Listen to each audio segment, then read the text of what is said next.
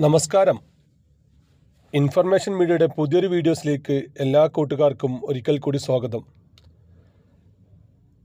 കഴിഞ്ഞ ദിവസങ്ങളിൽ സർക്കാർ പ്രഖ്യാപിച്ച നേറ്റിവിറ്റി ID കാർഡ് എന്താണ്, അത് എടുക്കൽ നിർബന്ധമുണ്ടോ, ആർക്കെല്ലാമാണ് അത് എടുക്കേണ്ടത്, എങ്ങനെയാണ് അത് ലഭിക്കുക, എവിടെ നിന്നാണ് ലഭിക്കുക എന്നതിനെക്കുറിച്ചുമെല്ലാം വളരെ വിശദമായി നോക്കാം.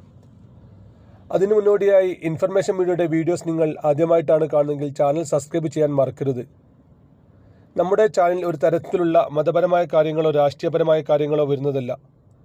ഗവൺമെൻറ്റിൽ നിന്ന് ലഭിക്കുന്ന സേവനങ്ങൾ, ആനുകൂല്യങ്ങൾ, അറിയിപ്പുകൾ എന്നിവയെക്കുറിച്ച് മാത്രമായിരിക്കും വീഡിയോസുകൾ വരുന്നത്. ശ്രദ്ധിക്കുക, ഗവൺമെൻറ് സേവനങ്ങളും അറിയിപ്പുകളും എപ്പോൾ വേണമെങ്കിലും പുതിയ മാറ്റങ്ങൾ വരാം. നിങ്ങൾക്ക് ഏറ്റവും പുതിയ അറിയിപ്പുകൾ ലഭിക്കാൻ ചാനൽ സബ്സ്ക്രൈബ് ചെയ്ത് തൊട്ടടുത്തുള്ള ബെല്ലൈക്കൺ കൂടി ക്ലിക്ക് ചെയ്യുക. ആദ്യം നമ്മൾ എന്താണ് നേറ്റിവിറ്റി സർട്ടിഫിക്കറ്റ് എന്ന് നോക്കാം. നമ്മൾ കേരളത്തിൽ ജനിച്ചു വളർന്ന ആളാണെങ്കിൽ നമുക്ക് നൽകുന്ന ഒരു സർട്ടിഫിക്കറ്റ് ആയിരുന്നു നേറ്റിവിറ്റി സർട്ടിഫിക്കറ്റ്. ഇതുവരെയും അത് കാര്യമായിട്ട് ആവശ്യമുണ്ടായിരുന്നത് പഠിക്കുന്ന കുട്ടികൾക്കായിരുന്നു ആ സർട്ടിഫിക്കറ്റ് ആവശ്യമുണ്ടായിരുന്നത്. അവരുടെ സ്കോളർഷിപ്പ് സംബന്ധമായിട്ടുള്ള കാര്യങ്ങൾക്കും അവരുടെ അഡ്മിഷൻ സംബന്ധമായിട്ടുള്ള കാര്യങ്ങൾക്കും വേണ്ടിയിട്ടായിരുന്നു ഈ ഒരു സർട്ടിഫിക്കറ്റ് നൽകിയിരുന്നത്. നമ്മുടെ ജനന സർട്ടിഫിക്കറ്റ്, നമ്മുടെ സ്കൂൾ രേഖ അല്ലെങ്കിൽ നമ്മുടെ പേര് തെളിയിക്കുന്ന എന്തെങ്കിലും ഒരു രേഖ, ആധാർ കാർഡ് എന്നിവയുമായി നമ്മൾ അക്ഷയ കേന്ദ്രത്തിൽ ചെന്ന് കഴിഞ്ഞാൽ നമുക്ക് കേരളത്തിലെ ആവശ്യങ്ങൾക്കാണെങ്കിൽ വില്ലേജ് ഓഫീസറും കേരളത്തിന് പുറത്തുള്ള ആവശ്യങ്ങൾക്കാണെങ്കിൽ തഹസിൽദാർ നൽകുന്ന രൂപത്തിലുള്ള ഒരു സർട്ടിഫിക്കറ്റ് നമുക്ക് നൽകുമായിരുന്നു. നമ്മുടെ വരുമാന സർട്ടിഫിക്കറ്റ്, കൈവശ സർട്ടിഫിക്കറ്റ് പോലത്തെ സർട്ടിഫിക്കറ്റ് ആയിരുന്നു നമുക്ക് ലഭിച്ചിരുന്നത്.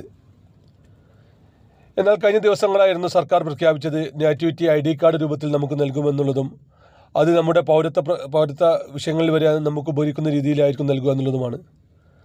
നമുക്കറിയാം, പൗരത്വ രേഖ കൊണ്ട് ഉദ്ദേശിക്കുന്നത് നമ്മൾ കേരളത്തിൽ ജനിച്ചു വളർന്ന ആളാണെന്ന് തെളിയിക്കുന്ന രേഖയായിട്ട് നമ്മൾ നൽകേണ്ടത്.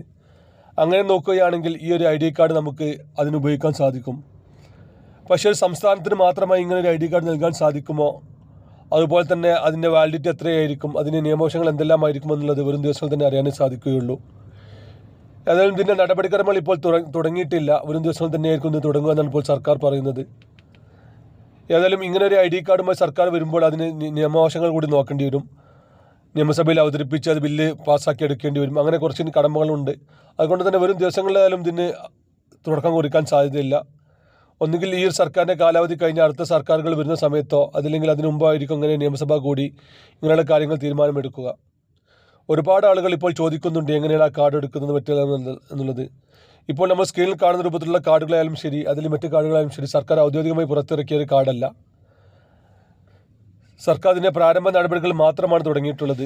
ഏതായാലും നമുക്ക് കാത്തിരിക്കാം എങ്ങനെയാണ് ഇതിൻ്റെ അപേക്ഷ സമർപ്പിക്കേണ്ടത്, എവിടെയാണ് അപേക്ഷ സമർപ്പിക്കേണ്ടത് എന്നുള്ളത്. സാധാരണഗതിയിലാണെങ്കിൽ വില്ലേജ് ഓഫീസിൽ നിന്നായിരിക്കും ഈ ഒരു ID കാർഡ് നമുക്ക് ലഭിക്കുക. അത് നമുക്ക് ഓൺലൈൻ ചെയ്യാൻ സാധിക്കുമോ അതല്ല ഓഫ്ലൈനായിട്ട് അപേക്ഷ കൊടുക്കേണ്ടി വരുമോ എന്നതെല്ലാം നമുക്ക് വരും ദിവസങ്ങളിൽ മാത്രമാണ് അറിയാൻ സാധിക്കുക. ഏതായാലും അതിനുമ്പെല്ലാം നമ്മുടെ രേഖകളെല്ലാം നമ്മൾ എപ്പോഴും ക്ലിയറാക്കി വെക്കുക എന്നാണ് നമുക്ക് ചെയ്യാൻ സാധിക്കുന്നത്. നമ്മുടെ ജനന സർട്ടിഫിക്കറ്റ് മുതൽ തന്നെ നമുക്ക് രേഖകൾ റെഡിയാക്കി വെക്കാം. ജനന സർട്ടിഫിക്കറ്റ് ഇല്ലാത്ത ആളുകൾ അത് എങ്ങനെയാണ് ജനന സർട്ടിഫിക്കറ്റ് നൽകേണ്ടത്, എങ്ങനെയാണ് അപേക്ഷ സമർപ്പിക്കേണ്ടത്, എത്ര പ്രായമുള്ള ആളുകളും ജനന സർട്ടിഫിക്കറ്റ് എങ്ങനെ നൽകേണ്ടത് എന്നെല്ലാം നമ്മൾ കഴിഞ്ഞ വീഡിയോസിൽ പറഞ്ഞിരുന്നു. വീഡിയോ കാണാത്ത ആളുകൾ കഴിഞ്ഞ വീഡിയോ നോക്കിയാൽ മനസ്സിലാകും. അതുപോലെ തന്നെ ജനന സർട്ടിഫിക്കറ്റ് നഷ്ടപ്പെട്ടു പോയ ആളുകൾക്ക് എങ്ങനെ ഓൺലൈനിൽ നിന്നും സർട്ടിഫിക്കറ്റ് എടുക്കാമെന്നുള്ള കാര്യമെല്ലാം നമ്മൾ അതിൽ പറഞ്ഞിരുന്നു. അങ്ങനെ നമ്മുടെ ജനന സർട്ടിഫിക്കറ്റ് റെഡിയാക്കി വെക്കുക. അതുപോലെ തന്നെ വിദേശത്ത് ജനിച്ച കുട്ടികളാണെങ്കിൽ നാട്ടിൽ വരുന്ന സമയത്ത് നാട്ടിൽ കൂടി രജിസ്റ്റർ ചെയ്യേണ്ടി വരും. അങ്ങനെയുള്ള കാര്യങ്ങൾ ശ്രദ്ധിക്കുക. ആധാർ കാർഡിലെ തെറ്റുകളെല്ലാം തിരുത്തുക.